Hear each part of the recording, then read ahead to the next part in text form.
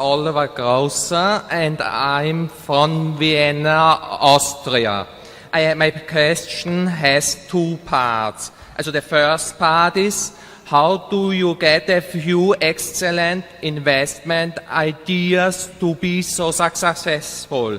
Do you read any special newspapers or industry magazines?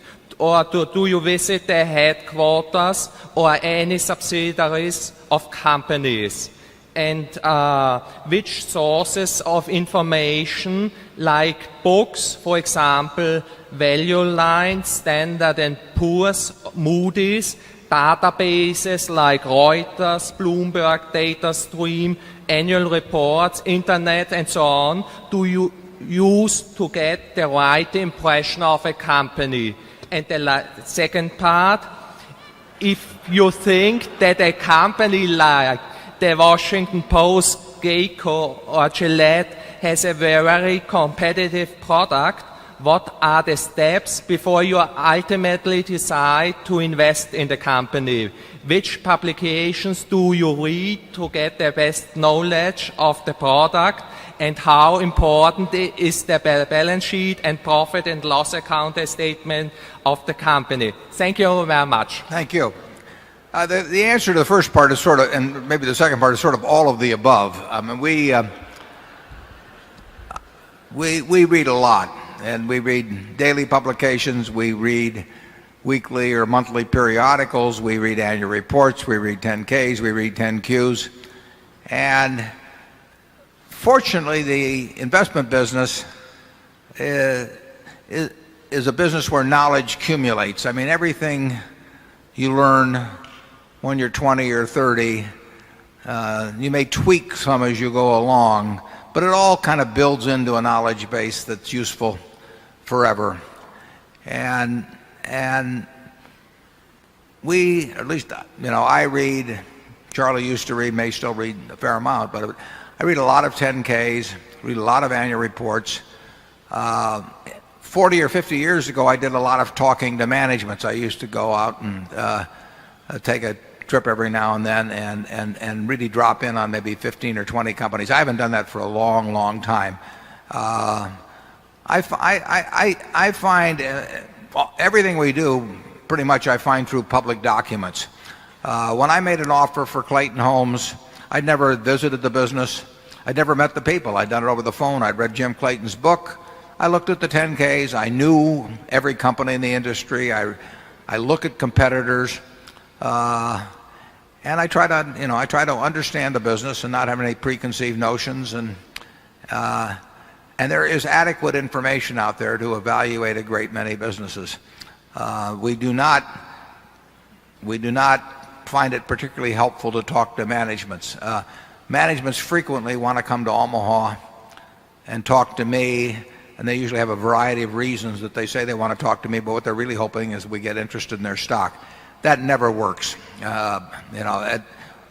Managements are not the best reporting. In most cases, the figures tell us more than a management does. So we do not spend any real amount of time talking to management.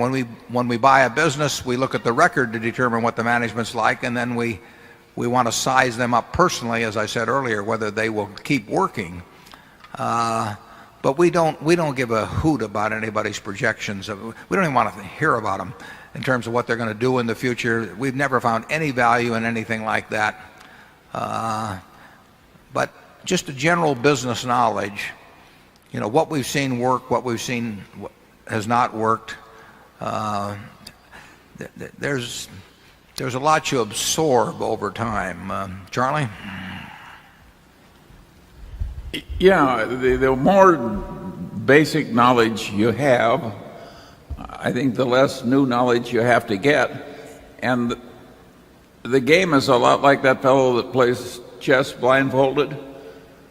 He's got a memory of the board and everything that happened before, and that enables him to do the next move in a way he never could if you just showed him the board mid-game cold.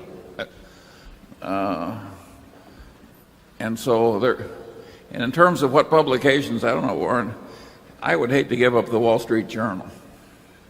Oh, you'd also hate to give up the Buffalo News.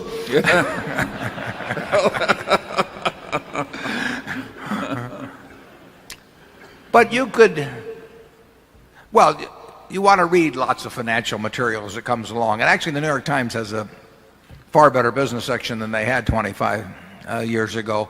But you want to read Fortune. You want to read lots of annual reports. You really want to have a database in your mind so that you can tell what kind of a business you're looking at in general by looking at the figures.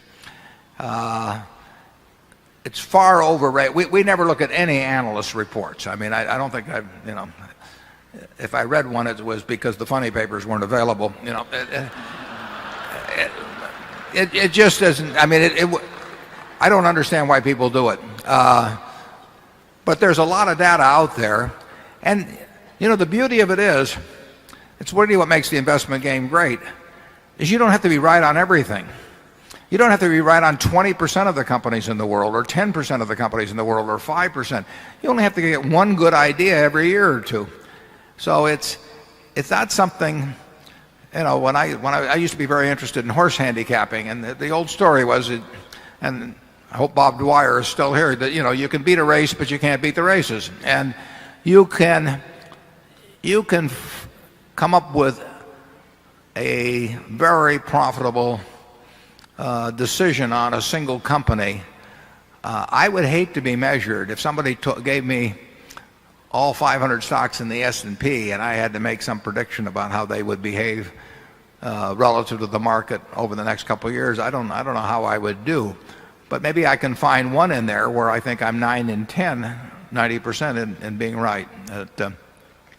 It's an enormous advantage in stocks. You only have to be right on a very, very few things in your lifetime, as long as you never make any big mistakes.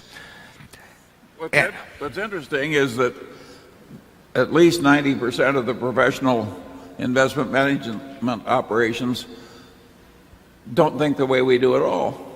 They just think if they hire enough people, they can be better at determining whether Pfizer or Merck is going to do better over the next 20 years, and they can do that stock by stock all through the 500 and have wide diversification, and at the end of 10 years they'll be way ahead of other people, and of course they won't.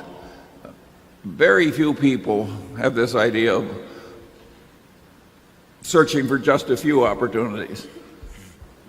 Yeah, you wait for the fat pitch. Ted Williams wrote about that in a book called The Science of Hitting. He said the most important thing in being a good hitter, is to wait for the pitch in the sweet spot, basically. I've always said that the way to get a reputation for being a good businessman is to buy a good business. It's much easier than taking a lousy business, and showing how wonderful you are at it, because I haven't seen that done very often. Number two.